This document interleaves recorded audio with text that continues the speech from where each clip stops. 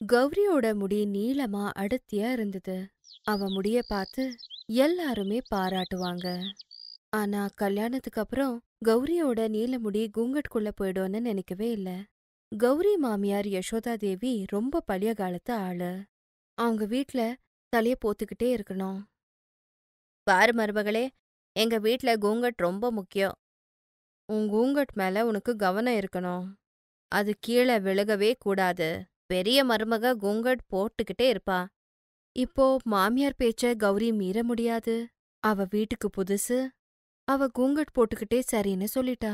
யசோதா தேவி அறைய விட்டு போயிட்டாங்க. நிஜமா உன்னை நினைச்சா பாவமா இருக்கு கௌரி.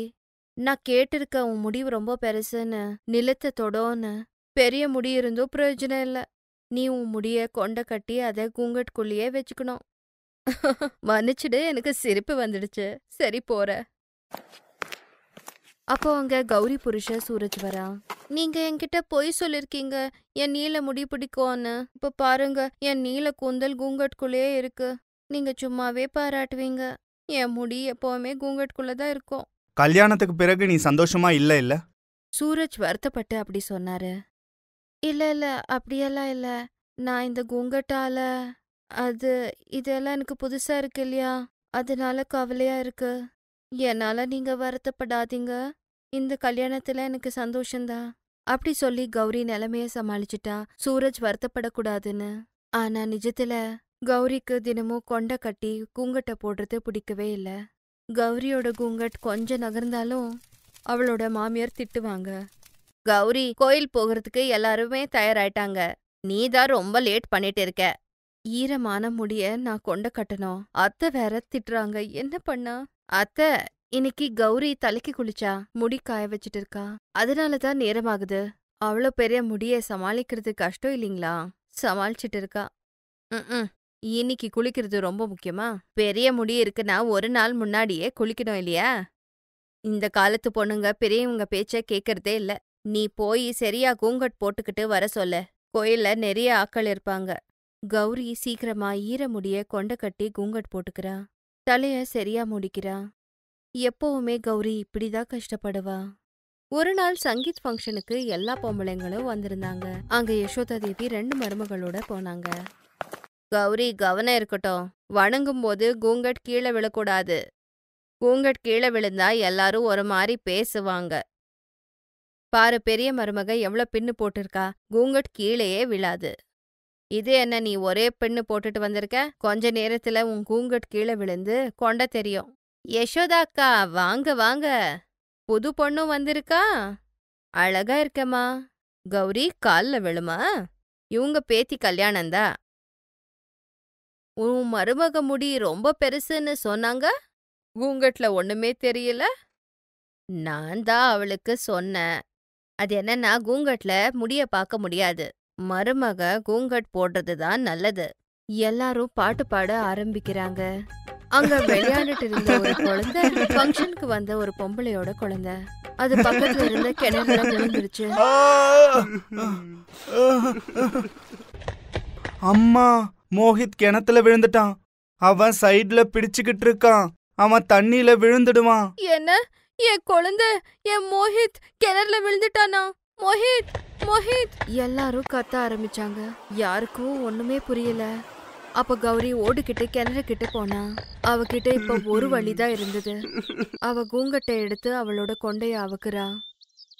அவளோட முடிய கிணறுக்குள்ள விடுறா. மோஹித், என் முடிய கெட்டியா பிடிச்சுக்கோ. நான் உன்னை மேல இழுக்கிறேன். கெட்டியா பிடிச்சுக்கோ, நான் உன்னை விட மாட்டேன்.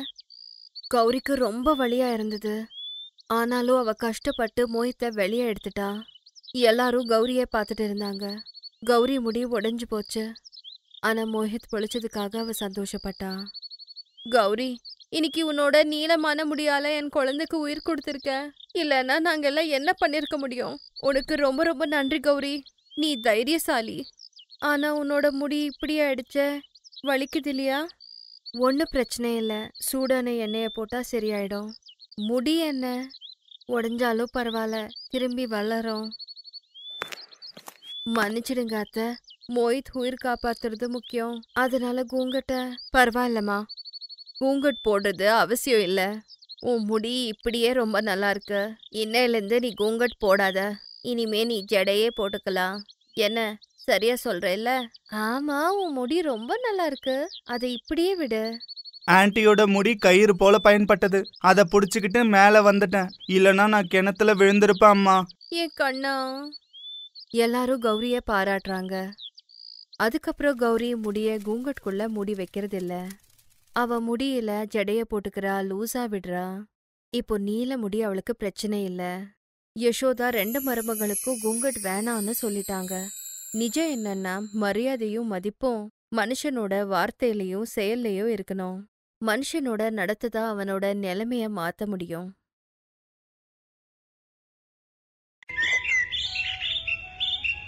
மனிஷா துணி கடையில வேலை செஞ்சுட்டு இருந்தா. அவங்களோட புருஷன் ஆட்டோ ஓட்டிட்டு இருந்தாரு. போன வருஷம் நடந்த ஒரு ஆக்சிடென்ட்ல அவர் காலு பிராக்சர் ஆயிடுச்சு. அதனால அவரால நடக்க முடியல. அதனால அவரு பெட் ரெஸ்ட் தான் எடுத்துட்டு இருந்தாரு. மனிஷா தான் வீட்டை எல்லாம் பாத்துக்க வேண்டிய நிலைமை. மனிஷா தினமும் காத்தால வேலைக்கு போகிறதுக்கு முன்னாடி வீட்டு வேலை எல்லாம் முடிச்சுட்டு போக வேண்டியது. அவங்க அத்தை அப்புறமா வினோதுக்கு சாப்பாடு செஞ்சுட்டு அவருக்கு கொடுக்க வேண்டிய மாத்திரை கொடுத்துட்டு கிளம்பணும். அதனால மனிஷா ஒவ்வொரு வாட்டி ஷோரூம் போகிறது லேட் ஆயிடுது. அதனால அவங்க கூட வேலை செய்யற சுமனுக்கு இவங்கள பார்த்தாலே பிடிக்காது. ரொம்பவே குறும்பு பிடிச்ச பொண்ணு. எப்பவுமே ஷோரூம் ஓனருக்கு அவ பத்தி சொல்லிட்டே இருப்பா. என்னாச்சு சுமன், மனுஷாவை ஆளக்கானோம்? சார், தினமும் அந்த பொண்ணு லேட்டா தான் சார் வருது. ஒரு நாள் சொல்றா ஆட்டோ கெட்டு போயிடுச்சுன்னு, இன்னொரு நாள் புருஷனுக்கு உடம்பு சரியில்லை, இன்னொரு நாள் அத்தைக்கு உடம்பு சரியில்லைன்னு. அதாச்சு இதாச்சு இது அதுன்னு தினமும் எப்பவுமே ரீசன் சார். பாருங்க சார், வந்துட்டா. நமஸ்தே சார்ஜி.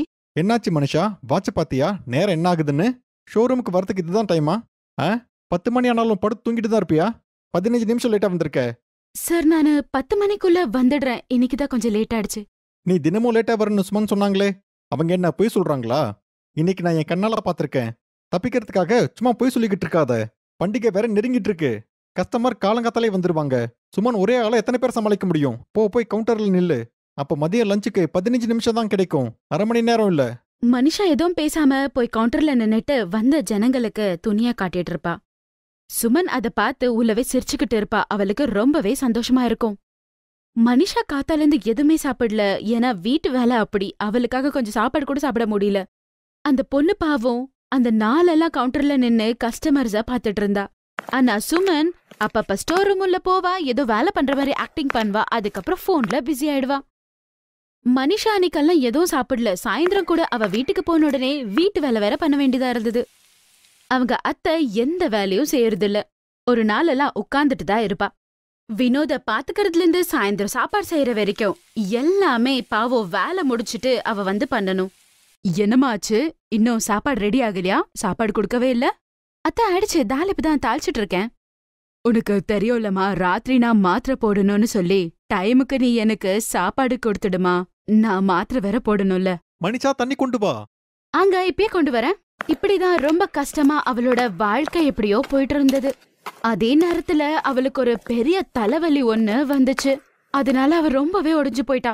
மனிஷா மறுநாள் ஷோரூம்க்கு போன உடனே அவங்க ஓனர் அங்க நின்னுக்கிட்டு இருந்தாரு. நிஷா, ஒரு விஷயம் சொல்லு. நேத்து நம்மளோட கடைக்கு பெரிய பிசினஸ் மேனோட பொண்ணு பூர்ணிமா வந்திருந்தாங்கல்ல? நேத்து அவங்க 2 லட்சம் ரூபாய்க்கு லெஹங்கா வாங்கியிருந்தாங்க. அந்த லெஹங்காவை பத்தி நேத்தே நான் உங்ககிட்ட சொல்லியிருந்தேன். அது பினிஷிங்க்கு போக போகுது, அதை பத்திரமா வைன்னு. நம்ம ஷோரூம்லயே பூர்ணிமா மேடமுக்கு பிடிச்ச ஒரே ஒரு லெஹங்கா அது மட்டும்தான். அந்த லெஹங்கா இப்போ ஒரு பக்கம் கிழிஞ்சு போயிருக்கு, உனக்கு அது தெரியும்ல? அந்த லெஹங்காவை நீ தான் கடைசியா எடுத்து வச்சத நான் சிசிடிவி கேமராவில் பார்த்துட்டேன். நீ உண்மையே சொல்லு, அது எப்படி கிழிஞ்சது? ஏன்னா கடைசியா நீ தான் ஷோரூமை விட்டு வெளியே போயிருக்க. இல்ல சார், லெஹங்காவை நான் கிழிக்கல, நம்புங்க சார். நான் எதுவும் கேட்க விரும்பல. உனக்கு சாயந்தரம் 5 மணி வரைக்கும் டைம் கொடுக்குறேன். அதுக்குள்ள இந்த லெஹங்காவை எப்படியாவது சரி பண்ணி கொடு. இல்ல 2 லட்சம் ரூபாய் காசை கொடு. இல்லைன்னா எனக்கு லாஸ் ஆயிடும். இப்ப இங்க இருந்து போயிடு, இல்ல பணத்தை எடுத்துட்டு வா. இல்ல நாளைக்கு நீ போலீஸ் ஸ்டேஷன் வர வேண்டியதா இருக்கும். மனிஷா எவ்வளவு சொன்னாலும் அந்த ஓனர் அவ சொல்றது கேக்குறதுக்கு ரெடியாவே இல்ல. அதுக்கப்புறம் மனிஷா வீட்டுக்கு போய்கிட்டு இருப்பா. அப்ப ரோட்ல ஒரு வயசானவங்க பாவம் கஷ்டப்பட்டு நடந்துட்டு வந்துட்டு இருப்பாங்க. அதுவும் இல்லாம இன்னொரு பக்கம் வண்டி வேற இடிக்கிற மாதிரி வந்துட்டு இருந்தது. அத பார்த்து மனிஷா சீக்கிரம் போய் அவங்கள காப்பாத்திடுறாங்க. அம்மா பாத்து வாங்க, இப்ப அந்த வண்டி உங்களை இடிச்சிருக்கும். ரொம்ப நன்றிமா. என்ன பண்றது, வயசாயிடுச்சு இல்ல, சரியா கண்ணு தெரிய மாட்டேங்குது. அந்த பக்கம் இந்த பக்கம் வண்டி வருதா என்ன வருதுன்னு சரியா தெரியல. அம்மா இந்தாங்க, உங்க கையில இருந்து இது கீழே விழுந்தது, வாங்கிக்கோங்க. மகளே, இதுல ஒரு பட்டு துணி ஒண்ணு இருக்கு, உனக்கு தெரியுமா? அத வச்சு நமக்கு தேவையான எந்த துணியும் வர வைக்கலாமா? ஒரு காலத்துல நான் நிறைய மேஜிக்கெல்லாம் பண்ணிட்டு இருந்தேன். இந்த துணிய வச்சு விதவிதமான துணிய வர வச்சு நான் அதை வித்துதான் வாழ்ந்துட்டு இருந்தேன். ஆனா இப்ப என்ன பண்றது, எனக்கு வயசு ஆயிடுச்சு இல்லையாமா? கண்ணு கூட சரியா தெரியறதில்ல. அதனால என்னை ஏமாத்தி யாரோ இத திருடிட்டு போக கூடாதுன்னு சொல்லி இத பத்திரமா இந்த துணியில கட்டி வச்சிருக்கமா. ஆனா இப்ப என்ன தோணுதுன்னா, எனக்கு இன்னும் ரொம்ப நாள் நான் எப்படியோ வாழ போறதில்ல. இந்த உலகத்துல எனக்குன்னு யாருமே இல்ல. இந்த துணிய நான் உனக்கு கொடுக்கணும்னு விரும்புறேன். இத வாங்கிக்கோ. இத வச்சுக்கிட்டு நீ உன்னோட வியாபாரத்தை ஆரம்பிக்கலாம். உனக்கு தேவையான மாதிரி துணியெல்லாம் இதுல வர வைக்கலாம். அம்மா, ஒரு கடவுளோட ரூபத்துல வந்து என்ன காப்பாத்திட்டீங்கம்மா. இன்னைக்கு நான் இருக்கிற பிரச்சனையில இது ரொம்பவே எனக்கு உதவியா இருக்கும். அம்மா, நீங்க என் கூடயே இருக்கலாம்ல. வாங்கம்மா, என் கூட என் வீட்டுக்கு வாங்க. வேணாமா, இந்த வயசான காலத்துல நான் யாருக்குமே பாரமா இருக்கணும்னு விரும்பல. அந்த கடவுளை பத்தி யோசித்துக்கிட்டே கிடைச்சத சாப்பிட்டுக்கிட்டு இருக்கிற நாள் நானு வாழ்ந்துட்டு போயிடுறேன். மனிஷா கிட்ட அப்படி சொல்லிட்டு அவங்க அங்க இருந்து போயிடுறாங்க. மனிஷா கூட அத வாங்கிக்கிட்டு அவங்க வீட்டுக்கு வந்துடுறா. அங்க இருந்து அவங்க ரூமுக்கு போறா. ஆனா அவக்கு கொஞ்சம் பயமா தான் இருந்தது. ஆனாலும் அவ, மாயா பட்டு துணியே, எனக்கு தேவையான மாதிரி ஒரு லெஹெங்காவை கொடுக்க முடியுமா? பாத்துட்டு இருக்கும் போதே மனிஷா முன்னாடி அவங்க கடையில பாழான அதே மாதிரி ஒரு லெஹெங்கா அவங்க கண்ணு முன்னாடி வந்துடுது. மனிஷா ரொம்ப ரொம்ப சந்தோஷப்படுறா. அவளோட எல்லா கஷ்டமும் தூரமாயிடுச்சு. அவ அந்த லெஹெங்கால கிளீனா பேக் பண்ணி அவங்க ஓனர் கிட்ட கொண்டு போய் கொடுக்கறா. லெஹெங்கா நல்லா இருக்கிறத பார்த்தது ஓனர் ரொம்பவே கன்ஃபியூஸ் ஆயிடுறாரு. இதுக்கு மேல கேள்வி கேட்கறதுக்கு அவர்கிட்ட ஒண்ணுமே இல்ல. சார், நான் உங்க ஷோரூம்ல வேலை செய்ய விரும்பல. நம்பிக்கை இல்லாத இடத்துல கண்டிப்பா வேலை செய்யவே முடியாது சார். ரொம்ப ரொம்ப நன்றி. மனிஷா வேலையை விட்டுடுறா. வீட்டுக்கு வரா. வீட்டுக்கு வந்து அவளுக்கு பிடிச்ச மாதிரி லெஹெங்காவை வர வைக்கிறா. அதுக்கப்புறம் அந்த லெஹெங்காவை எல்லா பெரிய பெரிய ஷோரூம்ல விற்க ஆரம்பிக்கிறா. லெஹெங்கா பார்க்க ரொம்ப அழகா இருக்கிறதால ஜனங்க பார்த்த உடனே வாங்கிடுறாங்க. அவங்க ஊர்ல மட்டும் இல்ல, அக்கத்து பக்கத்துல இருக்கிற பெரிய பெரிய சிட்டில கூட அவங்க லெஹெங்கா ஃபுல் ஃபேமஸ். அத பார்த்து அவங்க அத்தை அப்புறம் புருஷனுக்கு ரொம்ப சந்தோஷம். மனிஷா அந்த பட்டு துணிய பத்தி இருக்கிற உண்மைய சொல்லிடுறா. மனிஷா வேலை செஞ்சுட்டு இருந்த ஷோரூம் ஓனருக்கு நடந்த எல்லா விஷயமும் தெரிஞ்சு போகுது. சுமந்தா ரொம்ப கெட்டவன்னு. அவங்க தான் அந்த லெஹெங்காவை பாழாக்கிருப்பாங்க. அதனால அவங்க ஓனர் அவங்கள வேலையில இருந்து எடுத்துடுறாங்க. மனிஷாவை பார்த்து மன்னிப்பு கூட கேக்குறாங்க. மனிஷா மன்னிக்கிறா. ஆனா அவளோட லெஹெங்கா விக்கிறதுக்கு ஒத்துக்க மாட்டா.